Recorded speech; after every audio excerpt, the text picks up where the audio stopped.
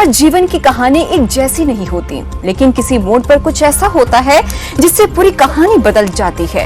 हर दिन आप सब लोग एक ऐसे शख्स की कामयाबी की दास्तान से रूबरू होते हैं जिसने बुरी से बुरी परिस्थितियों से लड़कर कामयाबी हासिल की है। लेकिन कुछ ऐसे भी होते हैं जो पहले ही कोशिश में और बेहद कम उम्र में ये उपलब्धि हासिल कर लेते हैं। इन्हीं होनहारों में से एक है साफिन हसन। इन्होंने साल 2017 की यूपीएससी की परीक्षा में 570वीं रैंक हासिल की है। साफिन हसन की कामयाबी की कई खूबियों में से एक उनकी उम्र भी है। उन्होंने सिर्फ 22 साल की उम्र में यूपीएससी की परीक्षा पास कर देश का नाम रोशन किया है। मात्र 22 साल की उम्र में भारतीय पुलिस सेवा के अधिकारी बने साफिन हसन से आज हम बात करेंगे और जानेंगे कि आखिरकार उन्होंने ये मुकाम कैसे हासिल किया। तो जिन साफिन हसन की आज हम बात कर रहे थे वो हमारे साथ इस खास कार्यक्रम में जुड़ गए हैं। साफिन, बहुत बहुत स्वागत है खबर फास्ट पर आपका। Thank you. साफिन, आपसे जानना चाहेंगे यूपीएससी क्रैक करना कितना बड़ा सपना था? ऑफ कोर्स लाइफ का एक ड्रीम था कि सिविल सर्विसेज में आके देश के लिए जो भी कर सकते हैं उसके लिए बेस्ट प्लेटफॉर्म अवेलेबल। और बचपन से ही ये ड्रीम था कि सनदी अधिकारी बनना है। जब 12th कंप्लीट किया कॉलेज में तब ये फिक्स हो गया कि अब यूपीएससी करना है। और उसके बाद जो भी मेरी जर्नी है वो इसी मुकाम की ओर बढ़ती गई।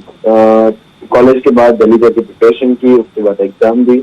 एग्जाम में भी कुछ चैलेंजेस आए, लेकिन फाइनली जब ये यूनिफॉर्म पहना तो लगा कि नहीं, अब एक बहुत बड़ी जिम्मेदारी मिली है और उसको निभाने के लिए जो कुछ भी करना पड़ेगा वो सब करने के लिए तैयार है। घर के हालातों के बारे में जरा थोड़ा बताइए। घर में पापा इलेक्ट्रिशियन थे गांव में, मम्मी हाउसवर्क और थोड़ा बहुत बाहर का जो काम था वो करती थी। एक lower middle class family background से बिलोंग करता हूँ और उसी कंडीशन में ये सपना देखा था कि अब हालात चाहे अभी जो कुछ भी हो, लेकिन मैं कहाँ पहुंचूंगा या कहाँ क्या करूंगा ये तो मेरे हाथ में है। और उसी को ध्यान में रखते हुए फिर ये स्ट्रगल या फिर जर्नी जो है वो शुरू की और आज इस मकाम पे पहुंचे। सफिन, जब आपका स्ट्रगल पीरियड चल रहा था तो उस समय आपको कोई ऐसा मोमेंट याद है जिसे देखकर आपको लगता है कि ये होना बहुत ज्यादा जरूरी था, तभी मैं इस मुकाम पर आखिरकार आज पहुंच पाया हूँ?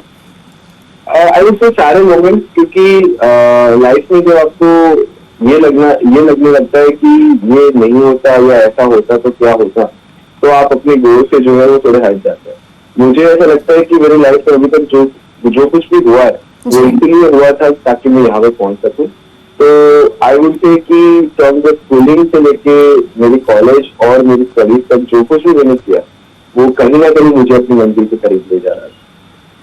क्या कभी आपने प्रोफेशनली कोचिंग ली या फिर कोई ऐसे टीचर के पास गए पढ़ने के लिए? क्योंकि अक्सर हम देखते हैं कि आजकल जो स्टूडेंट्स हैं, एस्पिरेंट्स हैं, वो हमेशा कोचिंग के लिए जाते हैं, पढ़ाई करते हैं और काफी पैसा भी लगता है।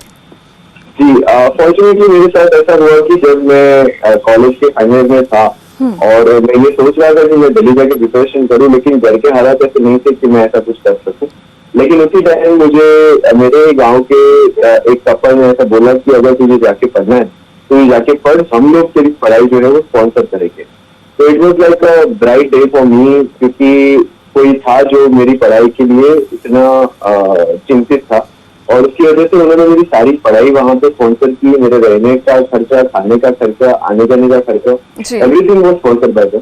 और उस वजह से मैं दिल्ली जाके प्रिपरेशन कर पाया और यहाँ पहुंच पाया। तो मतलब हम कह सकते हैं कि उम्मीदें आपसे बहुत ज्यादा थी, अपने माता पिता को भी बहुत ज्यादा उम्मीदें थी, लेकिन कभी ऐसा आपको लगा कि अगर मैं नहीं यूपीएससी क्रैक कर पाता हूँ, ऑफिसर नहीं बन पाता हूँ, तो तब क्या होगा? वो एक्सपेक्टेशन का प्रेशर था माँ बाप से, रिश्तेदारों से, समाज वालों से, आसपास के जो भी लोग थे, दोस्त थे, सब थे। बट वो एक्सपेक्टेशन मेरे लिए एक फ्यूल का काम करती थी कि हाँ, अगर इतनी एक्सपेक्टेशन मेरे साथ है तो मतलब मुझे करना ही है। नेगेटिव थॉट्स कभी आते थे, लेकिन मैंने कभी इतना सीरियसली उसको लिया नहीं, सोचा भी नहीं कि अगर ये नहीं हुआ तो क्या। तो शायद वही अचीव रहा होगा जिसकी वजह से आज जो है वो फर्स्ट अटेम्प्ट में आई कुड क्लियर इट। जी सफिन, जैसे कि हमने भी सुना है कि जब आप अपना एग्जाम देने गए तो आपका एक्सीडेंट भी हो गया था, तो उसके बारे में जरा बताएं हमारे व्यूअर्स को। मेरा मेंस का एग्जाम था। मेरा फोर्थ पेपर था सुबह 9 बजे और 8:30 को मैं जब जा रहा था एग्जाम हॉल में तो मेरी स्कूटी जो है वो स्लिप हो गई थी।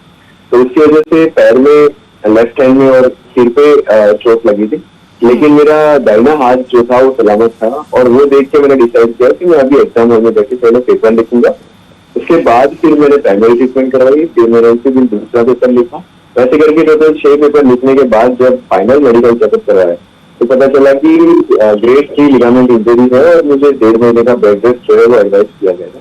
लेकिन जो एग्जाम थी वो क्लियर हो गई और since I made an effort, मुझे लगता है कि डेस्टिनी ने भी मुझे पे बैक किया। जी सफीन, जैसे कि हम देखते हैं कि आईपीएस एस्पिरेंट जो होता है मतलब सालों लगा देता है पढ़ाई के लिए और स्टडीज भी करता है, लेकिन आप कितना टाइम अपना इन्वेस्ट करते थे? क्योंकि जाहिर सी बात है 22 साल की उम्र में आप आईपीएस बन गए हैं तो स्टडीज भी आपकी चल रही होंगी, तो स्टडीज और इस चीज की तैयारी कैसे आपने मैनेज किया? मैं स्टडीज के टाइम पे फ्रेंकली स्पीकिंग में यूपीएससी की बुक से ऐसा कुछ नहीं पढ़ता था। आई ओनली मैं सिर्फ टॉपर्स के वीडियोज और यूपीएससी के बारे में रिसर्च जब भी मुझे टाइम मिले तब करता था। यूपीएससी की डिमांड क्या है, नेचर क्या है, बाकी टॉपर्स ने क्या किया था, क्या मिस्टेक्स की है, क्या ट्रिक्स यूज की है, उसमें से मुझे क्या सूट हो सकता है, मेरी प्रिपरेशन कैसी रहेगी। तो ये सारा प्लानिंग जो है वो मैंने कॉलेज टाइम पे किया था। उसके बाद 1 साल सिंसियरली दिल्ली जाके पढ़ाई की, सब्जेक्ट्स किए और उसके बाद मैंने अपियर किया एनआईटी। और कहीं पर आपने एक बात और कही है कि लक्ष्मीकांत की बुक्स आप प्रेफर नहीं करते थे, ऐसा क्यों?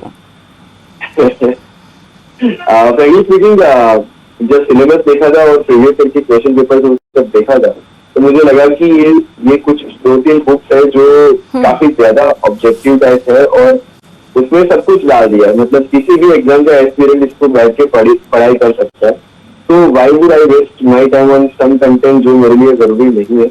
सेकेंड थिंग कि मुझे लगा कि मेरी जो नीड है वो मेरी क्लास नोट्स और बाकी बुक से कैटर हो रही है, तो फिर ये बुक जो है मुझे जरूरी नहीं लगी, इसलिए आई डिडंट। तो एट आई फील कि 4 साल में मैंने इधर रिसर्च किया था कि मुझे क्या करना है क्या नहीं करना है, तो इस बुक्स के बारे में सबके बारे में I was very clear from the beginning.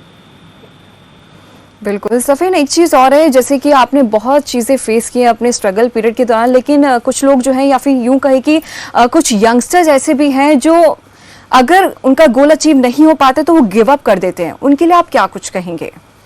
उनके लिए बस एक ही चीज है कि यूपीएससी का एग्जाम है, जो भी एग्जाम आप दे रहे हो वो कोई लाइफ का लास्ट मोमेंट नहीं है। यू शुड बी ग्रेटफुल कि भगवान ने या ईश्वर ने आपके लिए कुछ और अच्छा सोच के रखा है जो अभी इस मोमेंट पे आपको दिखाई नहीं दे सकता। इस मौके में मैं हर बार डॉक्टर एपीजे अब्दुल कलाम को याद करता हूँ कि जब उनका एयरफोर्स में सिलेक्शन नहीं हुआ था और वो डिसअपॉइंटेड हो गए थे, उस टाइम पे उनको ये नहीं पता था कि उनको मिसाइल मैन ऑफ इंडिया या प्रेसिडेंट ऑफ इंडिया भी बनना है। तो हम नहीं जानते कि आगे हमारे लिए क्या रखा गया है, बट एट द मोमेंट अगर हमारा सिलेक्शन नहीं होता है तो जितना जल्दी हम उस रियलिटी को एक्सेप्ट करके आगे बढ़ जाए उतना हमारे लिए ग्रो करने का चांस ज्यादा है। बहुत अच्छी टिप दिया आपने सफीन हसन, क्योंकि अक्सर युवाओं के लिए टिप होना बहुत ज्यादा जरूरी हो जाता है, क्योंकि बीच रास्ते में वो गिव अप कर देते हैं और किस तरीके से उनको ओवरकम करना है, और आप उनके लिए इंस्पिरेशन बन के जरूर उभरे हैं। चलिए बहुत बहुत धन्यवाद सफीन हसन, आप हमारे साथ जुड़े और कीमती वक्त आपने हमें दिया है। तो ये है हमारे साथ आईपीएस सफीन हसन, जिन्होंने 22 साल की उम्र में ही इतना बड़ा मुकाम हासिल कर लिया है। चलिए फिलहाल के लिए